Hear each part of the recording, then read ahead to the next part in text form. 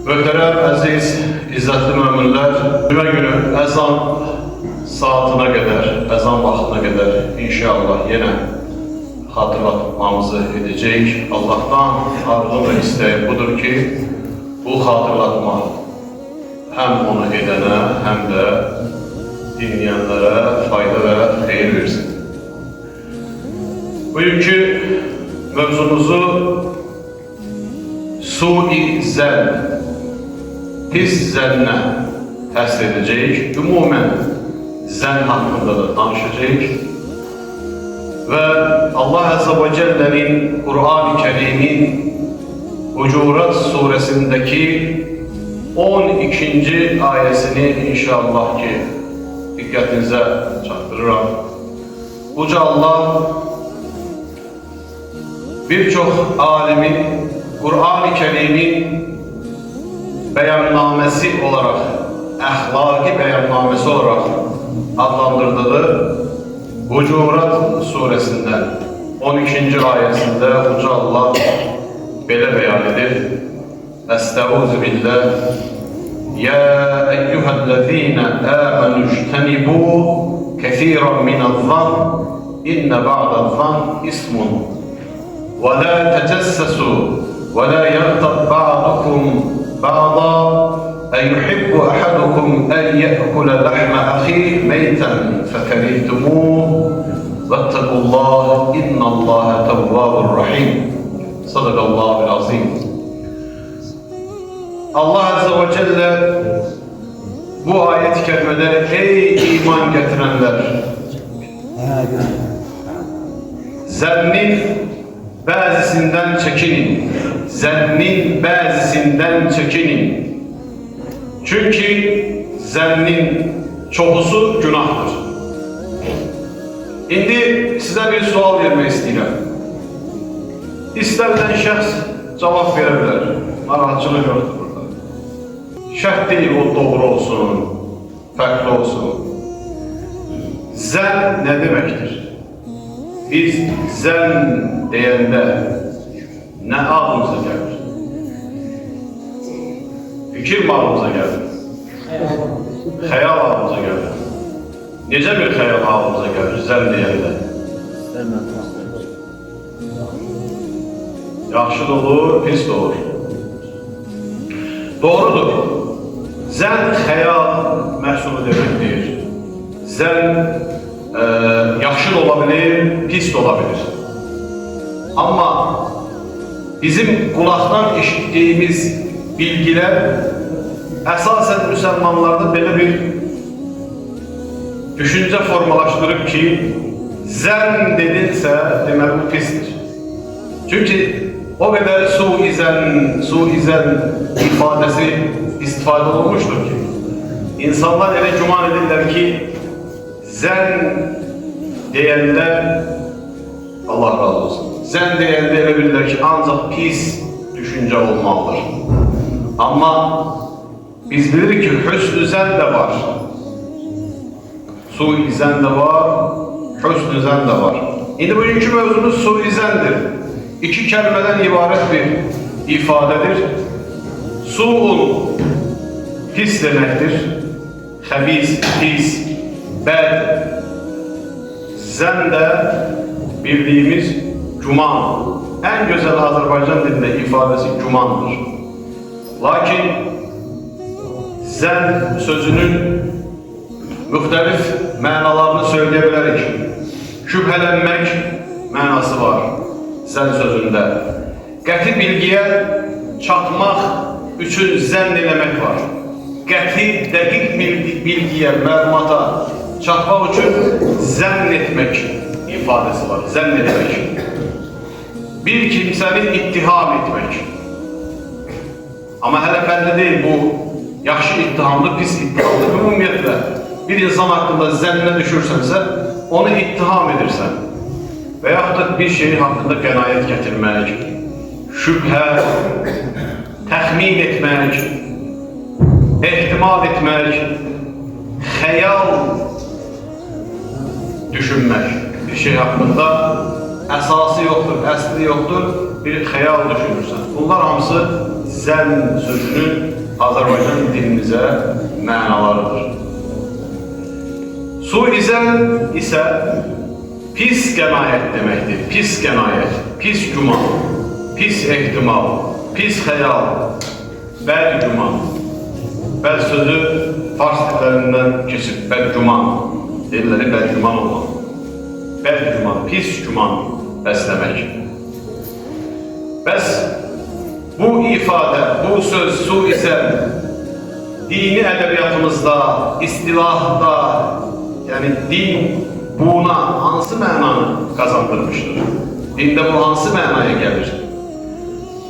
Mənası ondan ibarətdir ki, suizənin başqalarına qarşı pis gümanda, pis düşüncədə, pis ehtimalda, pis fikirdə, pis zəndə olmaq deməkdir. Səbəb ondan ibarətdir ki, heç bir subuta, isbata, dəqiq bilgiyə əsaslanmadan fikrə düşməkdir suizən. Əslində suizəni bir azca araşdırdığın zaman insan özü də bir bazı araştırdığı zaman veya da başkasının suizənini bir bazı araştırdığı zaman görürsən ki, heç bir ispatı yoxdur. Bir dəqiq bilgiyə əsaslanmayıb, xəyal ürünüdür. Deyir, mən belə zənn etdim, mənim fikrimcə. Amma bu qədər də sadə məsələ deyil. Allah Əzzə və Cəllə Hucurat Suresinin görün 12. ayəsində bu haqda nə dedi? İnnə ba'da zan ismun. Zənnin bəzisi günahdır. Amma ondan əvvəl Allah Əzzə və Cəllə dedi ki, zəndən çəkinin. Yəni zənnin çoxsundan çəkinin. Çünki insan oğlunun pis zəndə düşməsi çox sadədir. Ona görə Allah Əzzə və Cəllə dedi ki, zənnin çoxundan çəkinin, lakin onun bəzisi günahdır. İndi günah olanı öyrənəcək ki, günah olan əslində hansıdır? Allah Əzzə və Cəllə davam edir, وَلَا يَتَجَسَّسُوا. Bir-birinizin eybini araşdırmayın, üzə çıxartmayın, dilişdirməyin, ince arayıb, axtarıb, filan kesin bu eybləri var, onu üzə çıxartmayın. Kimə lazımdır o? Nəyə lazımdır o? وَلَا يَغْتَبْ بَعْضُكُمْ بَعْضًا. Bir-birinizə pis ləqəblərlə müraciət etmeyin, bir-birinizə pis sözlər söyləməyin. اَيُحِبُّ أَحَدُكُمْ اَنْ يَأْكُلَ اللَّحْمَ أَخِيهِ. Sizdən hər hansı biriniz qardaşının ətini yeməyə xoşlayar mı? Düşünün ki, qardaşın ətini dirişdirib yeyirsən. Meytən, o ölmüş Allah. Ölmüş artıq cəsəd olmuş, sən də onun ətini dirişdirirsən. Niyə belə söyləmiş Allah Əzzə və Cəllə? Qeybət, Allah deyir ki, qeybət etməyin, bir-birinizin qeybətini etməyin, bir-birinizin qeybətini qırmayın. Azərbaycan dilində belə deyir də, qeybət qırmaq. Niyə belə deyir? Niyə ölüyə bənzədir qardaşımızı? Çünki onun qeybində danışırsan, o da sənin yanında yoxdur, sənin danışıqlarına reaksiya verə bilmir, hər hansı bir fikir bildirə bilmir, uzaqdadır, qeybdədir, səndən kənardadır və sanki o ölmüş haldadır, sən də onun ətini didişdirirsən. Fəkərihdumu, bundan bilgələrsiniz, deyilmi? Bundan çəkinərsiniz, bu sizin üçün kərihdir, iğrəncdir. Vəttəqullah, Allahdan qorxun. Qeybət etməyin. Bir-birinizin eyblərinizi araşdırmayın. Vəttəqullah, Allahdan qorxun. İnnallâhe tevvâbur rahim. Allah tövbələri qəbul edəndir və mərhəmətlidir. Bu ayət kəlmə gəldi. Bunu bildik. Sahabə üçün nazil oldu, değil mi? Sonraki nəsillər onu öyrəndilər. Bu ayəyə gələnə qədər etdikləri, bu ayəni öyrənənə qədər etdikləri, mən bilmirdim belə bir şey. Dediyim bir zaman olmuş isə, ondan öncəkilər üçün tövbə et. Çünkü Allah tövbeleri kabul edendir ve o merhametlidir. İndi aziz kardeşler, bəs zən özü neçə növə bölünür? Zən özü hansı çeşitləri var? Zən hökmən 3 çeşitdə bölünür. Hökmü baxımından 3 çeşitdir. Bir var vacib olan zən, fərzdir o. Fərz olan zən, müstəhəb olan zən, mübahdır yani. Müstəhəbdir, mübahdır. Yine bunları söyleyeceğiz. Bir de haram olan zən. Allah Azze ve Celle'nin çekindirmek istediği, bizim de çekinmemiz gereken, uzak durmamız lazım olan zən haram olanıdır. Bəs vacib olan, fərz olan zən hansıdır? Allah Azze ve Celle hakkında güzel düşünmek fərzdir.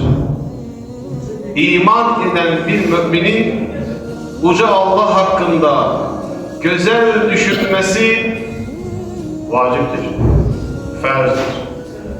Ona göre diyor da Tevvabur Rahim. Mesela Allah'ın tövbeleri kabul eden, merhametli olduğunu düşünmek, Allah'ın Azze ve Celle'nin ona iman getirmek, onun hakkında müsbet düşüncelerde olmak fərzdir.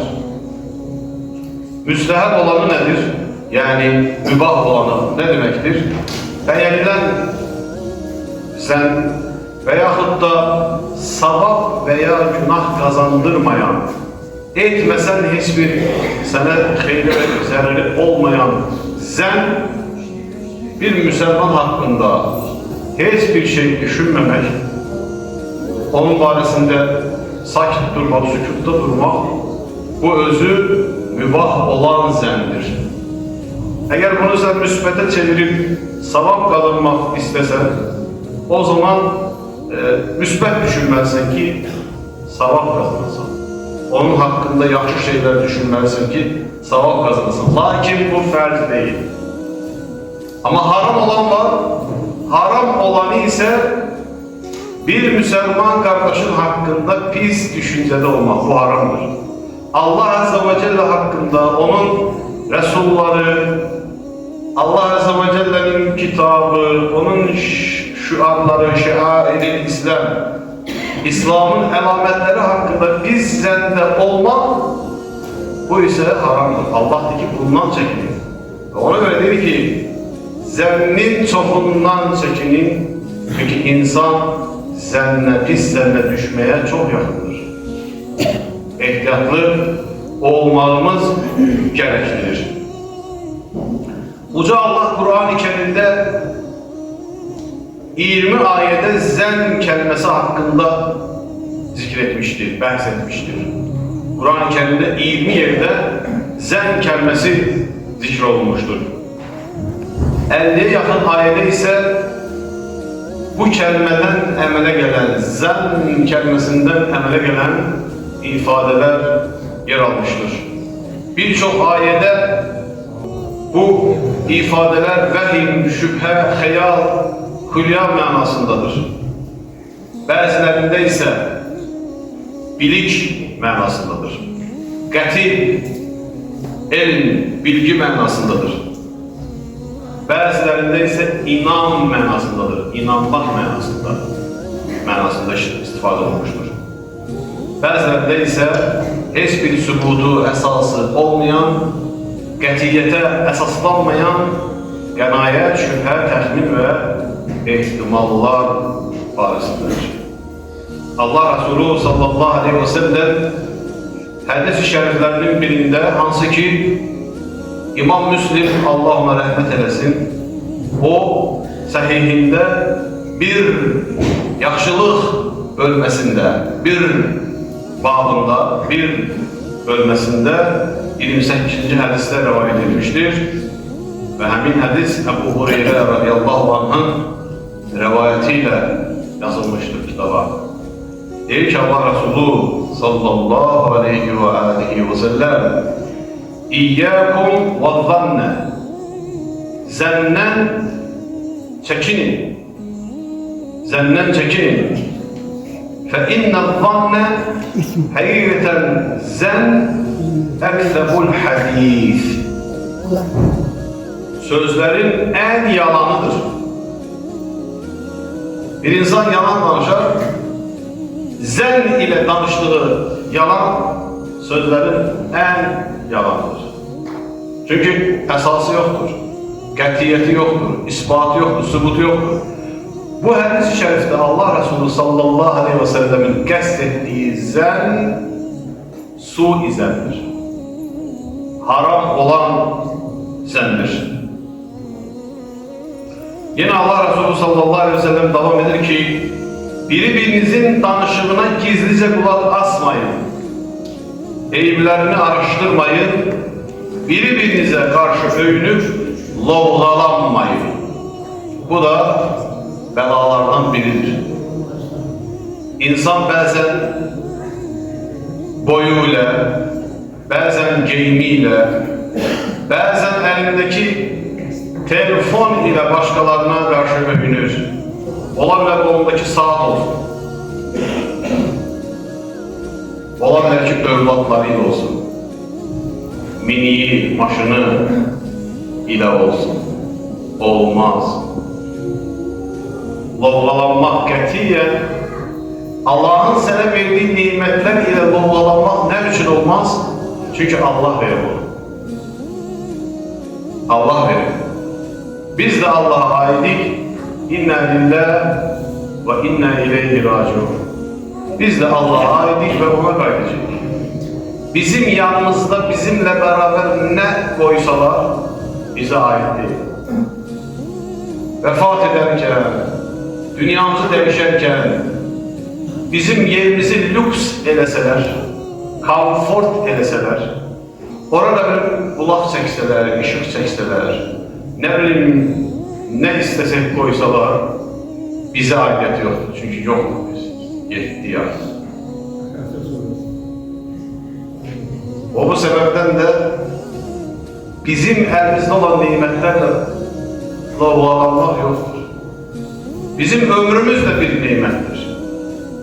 Bizim hayatımız da bir nimettir. Ruzidir bizim için. Bu sebepten de ihtiyatlı olacağız aziz kardeşler. Bir gün Peygamber sallallahu aleyhi ve sellem Ramazan'ın son günlerinde itikaftaydı. İtikaf durmak demektir. İbadet maksadiyle Allah rızasını qəsd ederek, bütün dünyavi işlerden sıyrılarak, çekilerek özünü müəyyən bir ibadetgaha həsretmektir. İtikaf. Məscidlərə girərkən belə bir dua oxuyur. Bismillah, nəveytu sünnətə itikaf. Bismillah, Allah'ın adıyla nəveytu, niyet ettim, sünnətə itikaf. Sünne olan itikafa. O insan, o niyeti edip 5-10 saniye böyle məsciddə dursa, durduğu kadar itikaf savabı alır inşallah. Allah Resulü sallallahu aleyhi ve sellem Ramazan sonunda itikafa durmuştu. Günün birinde zövcelerinden biri yanına geldi. Biraz uzakta yaşayan biri. Allah Resulü'nü ziyaret etmeye, bahşetmeye, onun hal ehvalını soruşmak. Sonra Peygamber sallallahu aleyhi ve sellem onu mescidin kapısına kadar yola saldı. Bu zaman akşam idi, karanlık idi. Bu zaman iki sahabe Peygamber sallallahu aleyhi ve sellem'i ve yanındaki hanımı görünce hemen süratlendiler. Süratle geçmeye başladılar. Allah Resulü onları sesleyip dedi ki durun. Ey o iki nefer durun. Çağırdı onlar yanına. Bu benim yanımdaki kadın hayat yoldaşımdır. Ne için belirledi Resulullah sallallahu aleyhi ve sellem? Onların zihinlerinde suizan yaranmasa bile nesillere, sonraki nesillere öğretmek için. Biz suizenden sebep olmayın. Çünkü onlar dediler, ya Resulallah, biz senin hakkında suizen düşünmedik. Düşünmedik de biz neyse böyle bir şey düşünebiliriz ya Resulallah. Allah Resulü dedi ki, siz düşünmezsiniz.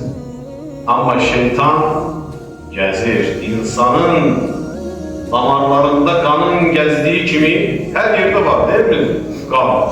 Bir tane beşen gibi iğneyle kan çıkıyor. Her yerde var. Şeytan da gezir. Fürsət aktarır. Sakitçe, habersizlik ama var etrafımızda. Fürsət aktarır.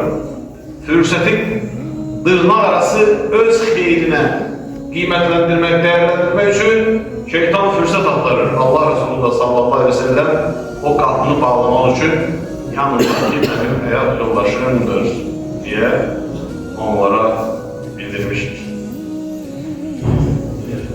Allah rahmet eylesin.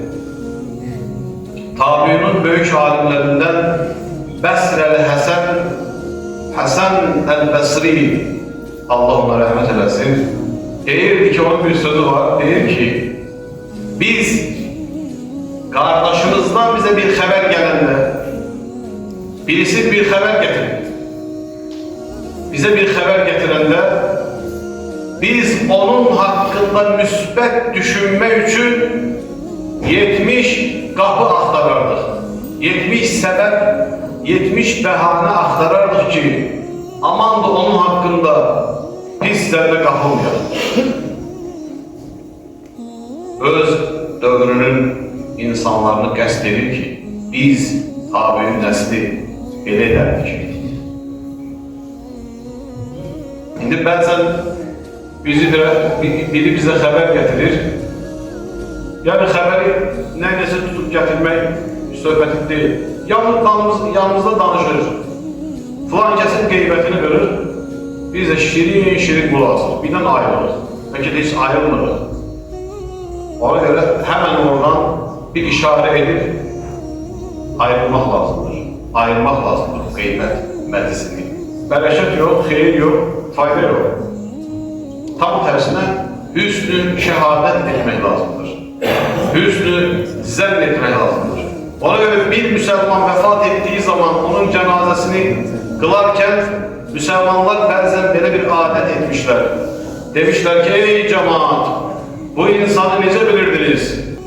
Cemaat derdi ki, biz onu yaxşı tanıyardık, yaxşı bilərdik. Yani son menzile, dünyanın son menziline yola salınarken, ahiretin ilk menzilinde yola salınarken bile hakkında hüsnü şehadet, güzel şehadet etmek. Çünkü bu ümmet şahit ümmettir. Allah Resulü sallallahu aleyhi ve sellem bir gün sahabesiyle beraber oturmuştu. Bu zaman bir cenaze yapardılar. Hadiste belə rivayet oldu. Ve insanlar dediler ki, filan kesin cenazesidir. Yaxşı adam idi. Bu hususiyetleri, özellikleri var idi. Xeyirxah idi, merhametli idi, güler yüzlü, dilinden ve elinden insanlar zarar görmemişti diye danıştılar insanlar. Allah Resulü sallallahu aleyhi ve sellem dedi ki, vecebet aleyh, vecebet aleyh. Çok da dikkat etmediler. Bir müddet sohbete yine başları karıştı. Bir müddet sonra yine bir cenaze yapardılar. Bu zaman insanlar dediler ki, cemaatin canı kurtuldu. Veya buna benzer sözler. Yaxşı ki gitti. Yani onun hakkında pis fikirler, hoşa gelmez sözler söylediler. Yine Allah Resulü sallallahu aleyhi ve sellem dedi ki, vecebet aleyh. Vecebet aleyh ne demektir? Ona vacip oldu. Ona vacip oldu. Dediler ki sahabeler, radiyallahu anh, ya Resulallah aleyhissalatu vesselam, onun hakkında yaxşı danıştık. Dedi ki, vecebet aleyh. Onun hakkında başka bir dedik. Ona da denir vacibet aleyh. Nedir bu vacip olan şey? Dedi ki siz şahit ümmetsiniz. Onun hakkında müsbet rəydə oldunuz, fikirde oldunuz. Allah ona cenneti vacip etti. Çünkü özü kazandı onu. Burada gayri bir hal yoktur. Burada təbiilik var. İnsanlar təbii olarak ona dediler ki vacibet aleyh. Kimse mecbur etmedi onlara desin ki onun hakkında yaxşı danışın. Tərifleyin onu. O birisi hakkında dedi siz negatif fikirde oldunuz. Menfi rəydə oldunuz. Ve buna göre de ona cehennem vacib oldu.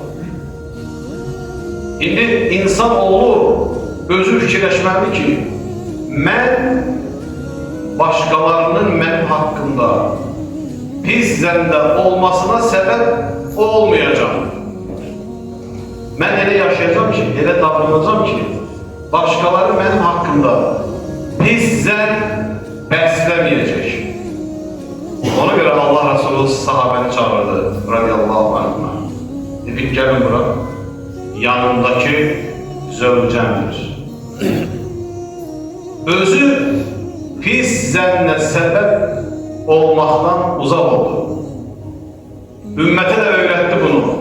Aman da siz de dikkatli olun, pis zənnə səbəbiyyət verməyin.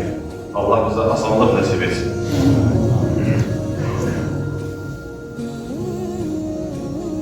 Bəs pis zəndə olmaq, su-i-zənn, hansı fəsadları var bunun? Siz de təsdiqləyirsiniz, ətrafımızda elə insanlar olur, adam sabahtan akşama negatifdir. Üzü, gözü, danışığı, sözleri, yani hayattan küsüp bu adam sanki. Hayattan küsmediği bir şey ifade de yoktur. Yani bu anlamda bir müsbet tarafı yoktur ki tutasan ki bunun bir müsbet tarafı var. Küsüp her şeyden şikayet edilir. Desem falan kes ne dedi ya, onu belirler, onu koy tarafa, bu tarafa. Ya bir adam dövdü, bir köpeğe değmez falan, mesaj. Böyle insanlar var. Yine aslında su-i-zənn ilk növbədə insanın qəlbinə problem təşkil edir. İnsanın qəlbinə fəsad getirir. Və nə olur? İnsanda tərəddüdlər başlayır. Lazımsız, gereksiz şüpheler, tereddütler başlayır. Ve böyle bir insan, su-i-zənn ile meşgul olan insanın qəlbi artık şək şüpheden el çekebilir. Su-i-zənn qəlb xəstəliklərinin səbəbi olacaq bir haldır. Vəsvəsə. Elə insanlara şahid olmuşdur ki, adam vəsvəsədən qurtula bilmir. İndi də eşitdiyi muhtəbərlərdən hələ də vəsvəsə davam edir. Demək ki, Allah yardımcısı olsun. Olsun Allah'ın belə də belki də davam edəcək. 100 metrlik məsafəni avtobusla gedirdi. Minirdi 100 metreden sonra düşürdü. Gelirdi 2-3 saatten sonra gelip düştüğü yere bakırdı ki Bekeniz'e düşürmüşüm buna. Vesvesedir. Vesvese de hardandır. اَلَّذ۪ي يُوَسْفِسُ فِي صُدُورِ النَّاسِ Şeytandan vesvese.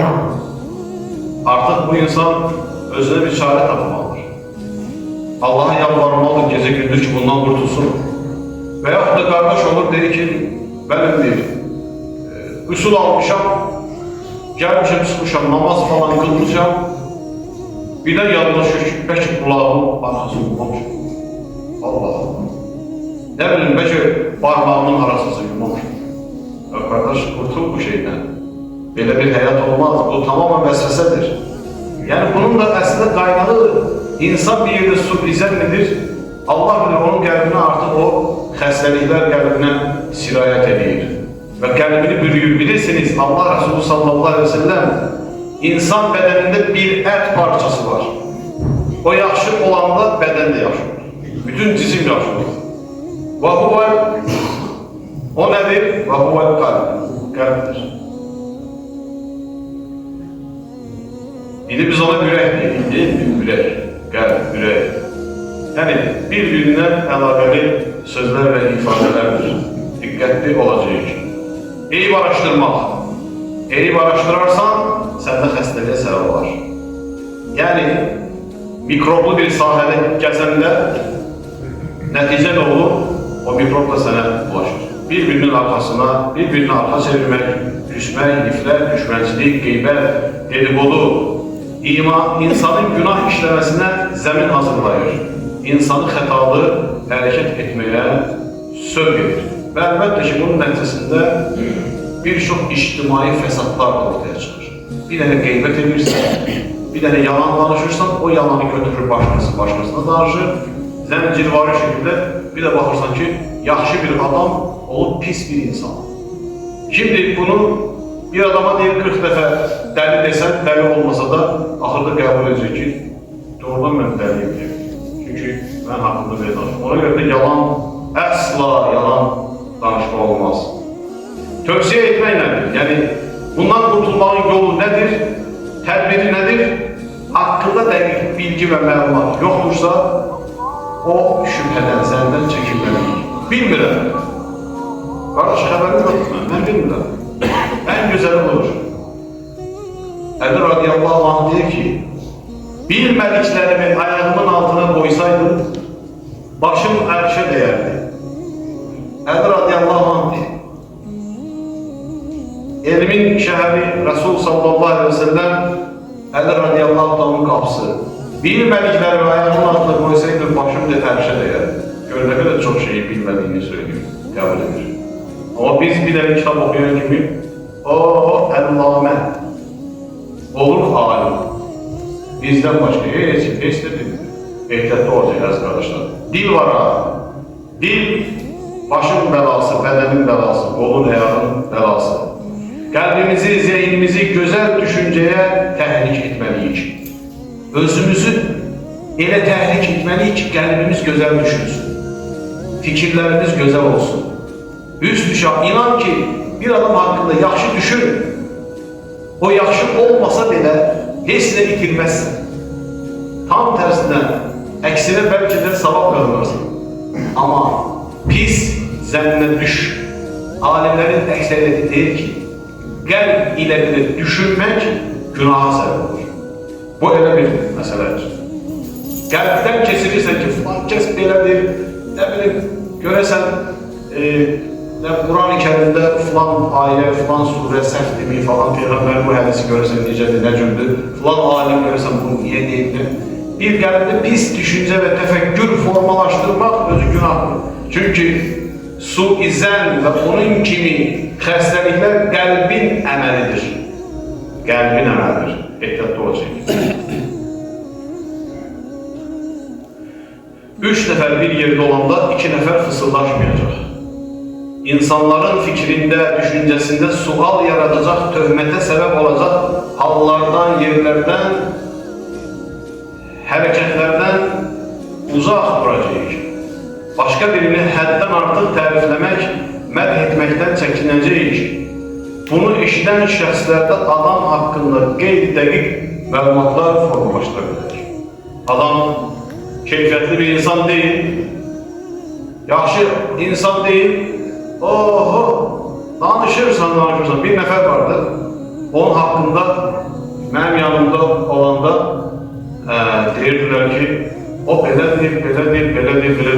Mən də çarəsindən susturdum. İndi desəniz belə yenə susacam. Çünki mən tanıdığım ki, onlar tanımıram. Yoxdur artıq dünyada.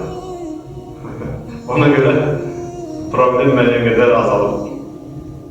Qəlbə gəlsə belə onu dilə gətirməmək lazımdır. Qəlbə gəlir, dilə onu gətirməyəcəyik, ifadə etməyəcəyik. Dolayısıyla beləliklə onu yaymayacağıq ətrafa, cəmiyyətə. Əksi ispatlanmadıqca, bu son cümləmizdir, önəmli cümlədir. Əski, tərsi ispatlanmadıqca hüsn-ü zəndən əl çəkməyəcəyik. Həmişə yaxşı düşünəcəyik. Bunun əksi, tərsi ispatlanmadıqca biz öz hüsn-ü zənnimizdən, gözəl düşüncəmizdən əl çəkməyəcəyik. Uca Allah bizi eşidib, faydalanan